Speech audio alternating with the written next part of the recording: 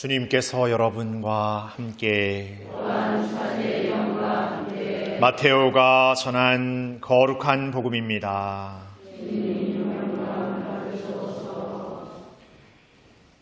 그때 11 제자는 갈릴레아로 떠나 예수님께서 분부하신 산으로 갔다. 그들은 예수님을 뵙고 엎드려 경배하였다. 그러나 더러는 의심하였다.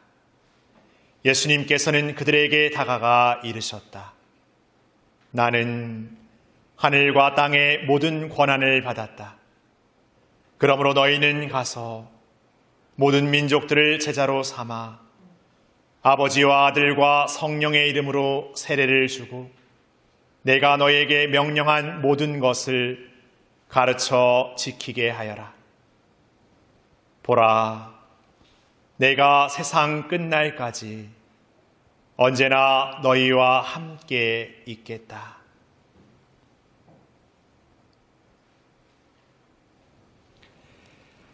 주님의 말씀입니다.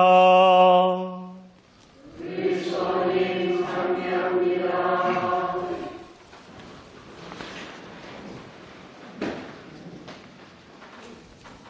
참 예수님, 한 주간 잘 지내셨습니까? 주일 교중미사 시간이 11시에 한 지도 좀 됐습니다만은 그전에는 10시 반에 했었죠. 그리고 오전에 미사 한 대 이렇게 있어서 사실 저도 시내본당에 있을 때는 보통 통상 11시에 교중미사를 많이 하니까 9시에 미사 있고 11시에 미사 하니까 의뢰 그게 당연하구나 생각했는데 와서 10시 반 미사를 해보니까 좋더라고요. 뭔가 미사 끝나도 좀 점심을 좀 여유롭게 시작할 수 있고 좀 시간적 여유가 좀 있더라고요. 근데 11시 미사로 또 바꾸고 나니까 미사가 조금만 늦어져도 식사 시간이 좀 이렇게 뒤로 밀리거나 이렇게 그렇게 되는 좀 어려움도 있고 미사 후에 어떤 모임이나 뭘 하려고 해도 점심시간하고 좀 이렇게 겹쳐져가지고 좀 어려움이 좀 있습니다. 그래서 여러분들도 11시 미사 빨리 끝났으면 좋겠죠. 빨리 끝나고 빨리 식사를 이렇게 갔으면 좋겠죠. 근데 오늘 우리 안나와 요셉의 우리 어르신들은 빨리 못 갑니다. 오늘 우리 5주년 자료집에 들어갈 인터뷰를 미사 후에 하시고 나서 점심 우리 같이 이렇게 식사하시러 갈 거예요. 그래서 오늘은 더더욱 식사가 좀 늦어질 거라서 죄송한 말씀에 강론 서두에 이런 말씀을 드립니다. 그렇다고 다른 분들 뭐 좋은 거 드시러 가십니까? 저희는 전복 좀 먹으러 갈 거예요. 그래서 우리가 점심 식사 때가 되면 이렇게 이런 분들 있어요. 제가 딱 생각하는 거죠. 오늘 점심 뭐 먹지? 딱 생각하고. 저는 예전에 좀 그런 편이거든요. 오늘 점심은 어느 식당에 어떤 메뉴를 먹어야겠다. 어떤 메뉴가 아니라 뭐 갈비탕이 아니라 A 식당에 갈비탕을 먹어요. B 식당이 아니라 꼭 A 식당이어야 돼. 그러면은 왜 그 식당이냐고 묻는다면은 그 식당 메뉴가 엄청 맛있었다거나 아직 뭔가 기억이 좋았기 때문에 그렇겠죠. 그럼 그 생각을 하면서 지금 하고 있는 일을 하면서도 오늘은 그 내가 가고 싶은 A 식당에 그 무슨 메뉴를 먹을 거야라는 그 상상을 하면 어떻습니까? 막 먹기도 전에부터 가서 먹어야겠다. 이런 생각 하죠. 네. 그리고 막상 가서 먹으면 어떻습니까? 기쁨은 2배가 되죠. 막 그래 이 맛이야. 이거 먹으려고 내가 오늘 얼마나 기다렸는데 와서 막 먹잖아요. 우리가 음식을 먹을 때 그런 상상을 하고 나서 이렇게 기대하고 또 이렇게 먹고 막 그 음식에 대해서 마음을 이렇게 막 쓰면 그 음식이 더 맛있습니다.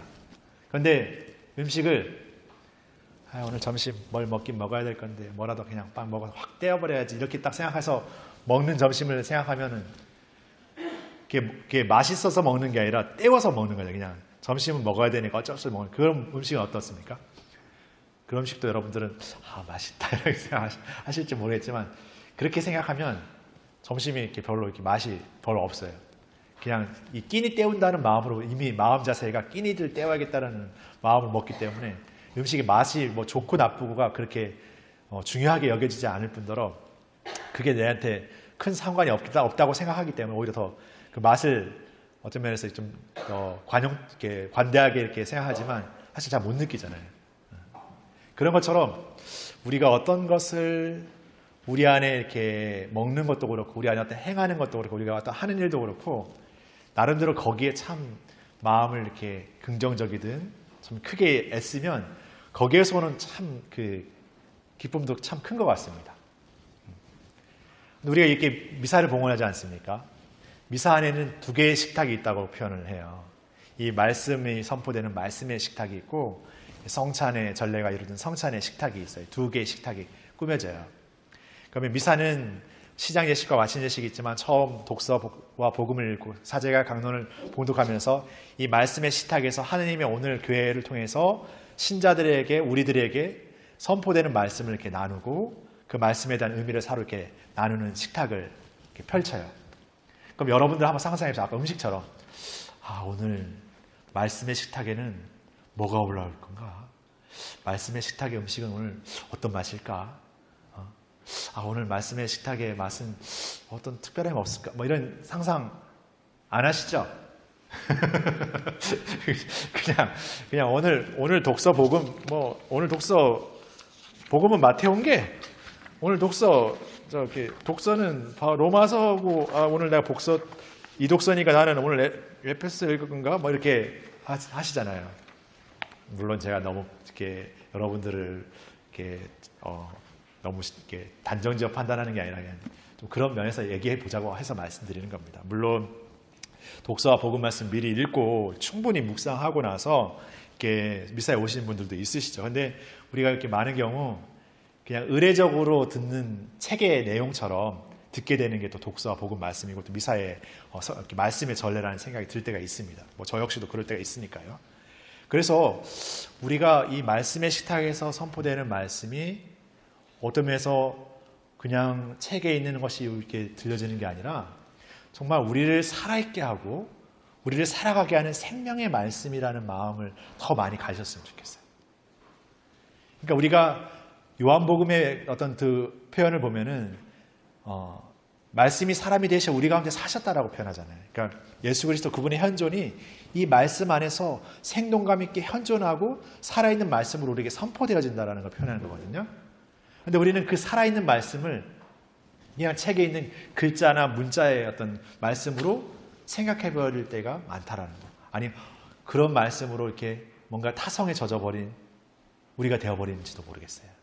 근데 다시금 우리가 미사 안에 선포되는 말씀이 물론 성경 안에 어떤 부분의 말씀을 가져와서 하는 거지만 이 말씀은 오늘 바로 나에게 하느님께서 주시는 말씀이고 나를 오늘 살아가라고 살아있게 하라고 주시는 생명의 말씀이라는 마음으로 이 말씀을 한번 읽어보십시오. 그럼 이 말씀의 어떤 모든 구절이 아니더라도 어떤 한 구절이든 두 구절이든 어떤 구절이 우리를 정말 약동하게 하고 힘있게 하고 또 살아가게 하는 말씀이 될 수 있어요. 그리고 성찬의 식탁이 이렇게 그 다음 펼쳐집니다. 성찬의 식탁이 벌어지는 이 말씀의 전례와 성찬의 식탁 사이에 하는 기도 중에 하나는 신경이에요. 신경. 믿음의 고백. 말씀을 듣고 나는 하나님께 대한 믿음을 온전히 고백하는 분들에게 주어지는 또 하나의 식탁인 거예요. 물론 세례를 받았기 때문에 성찬의 식탁에서 우리가 성체를 다시금 함께 나누어 모시지만 의미적으로 봤을 때는 이 말씀의 선포에 대한 믿음을 고백하는 이에게 주어지는 하느님을 모시는 성찬의 식탁이 펼쳐지는 거예요. 그래야 이 성찬의 식탁의 성체가 진정한 하느님의 몸이고 그분의 성체이고 그분이 우리에게 주신 영적인 양식이로라는 그 신앙의 고백을 드리는 것이지 그냥 머리로 알고 있는 내가 세례를 받았기 때문에 그냥 성경의 어떤 글자를 읽는 어떤 그런 말씀으로 성찬의 식탁을 우리가 열고 있다면 성체를 받아 모시고 있지만 그냥 반복적인 그냥 영성체를 하고 있는 삶이 될 수 있다는 거죠. 그러니까 성찬의 식탁 역시도 매일 새롭게 미사 안에서 사제의 손을 통해서 하느님께서 당신의 아드님이신 그리스도의 몸과 피를 우리의 영적인 양식으로 내어주는 성찬의 전례, 성찬의 식탁이 펼쳐지는 거예요. 근데 그 식탁은 그냥 어떤 음식이 아니라 바로 그리스도 그분 자신을 우리를 위한 양식으로 주시는 온전한 자기 내어줌에, 자기 희생에, 자기 봉헌에 바로 그분이 누구시냐? 우리가 믿고 고백하는 하느님이신 그분을 우리에게 온전히 주신다라는 거.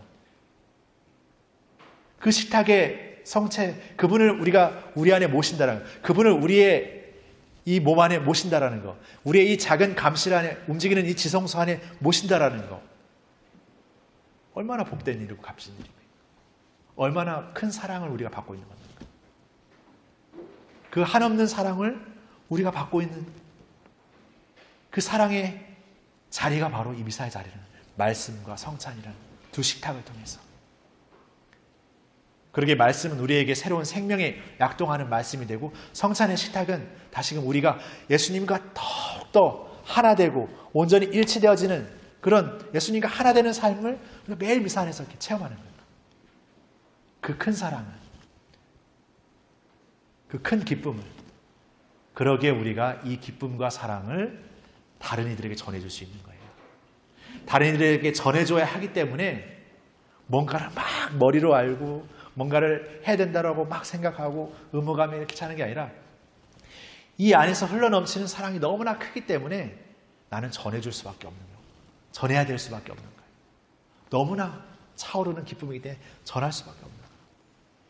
그런 삶이 우리 선교의 삶이고 복음을 전하는 삶이 되는 거죠. 그런데 우리의 복음을 전하는 삶, 선교의 삶은 어떤 삶이 되어봤습니까? 어려운 숙제처럼 여겨지고 뭔가 일처럼 여겨지고, 어떤 면에서는 특별한 어떤 누군가에게 주어진 일로만 여겨지고 싶고, 나는 그냥 내 신앙생활만, 내 생활만 조금 이렇게 잘하면 괜찮지 않나 라고 이렇게 타협하고 싶고, 그런 마음이죠. 근데 진짜 우리가 이게 참된 기쁨이라면 왜 내 안에만 가득, 욕심이죠. 나눠줘야죠. 나눈다고 사라집니까? 더 큰 기쁨이 되죠. 그러니까 선교는, 복음을 전하는 일은 누군가에게 기쁨을, 참된 기쁨을 전해주는 일이면서 더욱 나에게 더 큰 기쁨이 되는 삶을 실천하는 거예요. 근데 그게 우리가 어느 순간 일이 돼버리고 숙제가 돼버리고 피하고 싶은 일이 되어버렸다는 건 너무 안타까워요. 그럼 어떻게 해야 돼요? 내 안에 참된 기쁨을 다시금 채워넣어야죠. 그 참된 기쁨이 흘러넘치는 특별한 자리가 어디라고요? 미사라는 말씀의 식탁과 성찬의 식탁을 통해서 우리를 타오르게 하고 나아가게 하는 하느님의 사랑이 여기에 가득합니다. 물론 우리가 활동하는 신심활동, 기도생활 여러 가지 것들이 있습니다. 그러나 우리가 복음을 선포하는 일은 단지 한 사람 한 사람 개인의 일이 결코 될 수 없어요. 선교는 교회의 사명입니다. 교회의 활동이에요. 우리가 교회 안에서 공동체를 이루고 이 안에서 하나님을 체험하는 그 기쁨을 공동체 모두가 함께 교회의 이름으로 모든 이들에게 전하는 거예요. 그렇다고 해서 그것이 모든 이들에게 신자되라고 초대하는 그런 초대가 아니에요.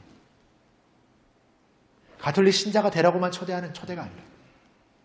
가톨릭 신자로서 살아가는 삶의 참된 삶이 무엇인지를 보여주고 그것이 기쁨이 되는 삶을 보여줄 때 세상 안에서 우리를 보고 있는 이들도 참된 기쁨의 삶으로 살아가고자 하는 그 안에 있는 마음들을 다시 일으켜 세울 수 있도록 도와주는 거죠.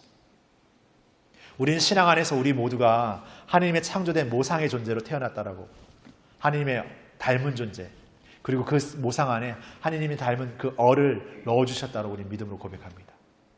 우리 안에 다 그 좋은 사랑의 것을 다 넣어주셨어요. 물론 그것이 완성되어졌거나 그것이 완전히 이렇게 다 열매 맺어진 것은 아니지만 우리가 삶을 통해서 우리 안에 주어진 그 하나님의 모상성의 그 선함, 참됨을 더욱 우리 삶에서 이렇게 완성짓고 열매지어 살아가는 삶이 되는 거죠. 우리가 만나게 되는 이들도 때로는 자신의 삶의 생활들 안에서, 자신의 사고 안에서 거기에 닫혀지고 거기에 매몰되고 거기에서 그냥 한계짓고 더 폭풍치는 세상의 판단과 시선들에 그냥 우리를 내어맡기는 그런 삶에 살고 있는 이들에게 그것이 삶의 전부가 될 수 없고 그것이 삶의 기쁨이 될 수 없고 진정한 참된 삶의 기쁨은 따로 있다라는 것, 여기에 있다라는 것, 그것을 보여주는 것. 입으로, 머리로, 말로가 아니라 우리의 모든 온 존재로 보여주는 것. 그러기 위해서 우리가 더 그 기쁨으로 가득 차진 존재가 되는 거죠. 그것은 한 번의 삶으로 가능하겠습니까? 아니죠. 끊임없이 하나님을 만날 때, 우리가 부족하다고 여길 때, 우리가 모자라다고, 우리가 한계 어렵다고 여겨질 때 더욱 주님을 만나는 거예요. 말씀의 식탁과 성찬의 식탁에 머물면서 더욱 그분의 현존을 우리 안에 다시금 새롭게 기쁨으로 채워지고 있음을 다시금 체험해야죠. 늘 그분과 가까이 하는 삶을 통해서 그 삶으로 나아가시다는 것을 결코 잊지 말아야 합니다.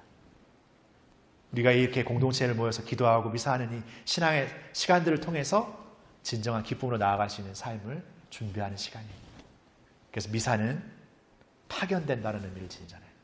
우리는 미사를 통해서 파견되어지기 위해서 이 자리에 모여 앉아있어요.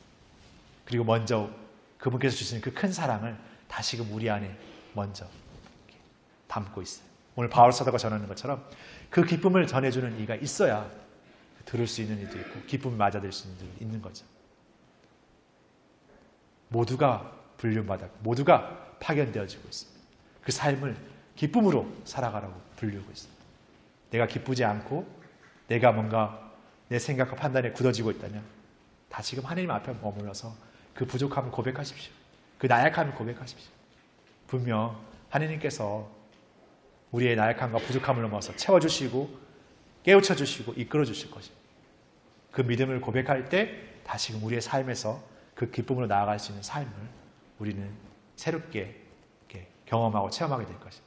그렇게 우리 모두가 이 복음의 기쁨을 전하는, 이 신앙의 기쁨을 전하는 삶에서 더욱 참된 기쁨을 늘 새롭게 만나고 서로 안에서 더 큰 기쁨으로 하나님을 체험하는 우리가 되기를 청하면서 또 한 주간 우리의 신앙을 우리가 살아가는 삶의 자리 안에서 더 기쁘게 살아가는 우리가 되기를 청했으면 좋겠습니다.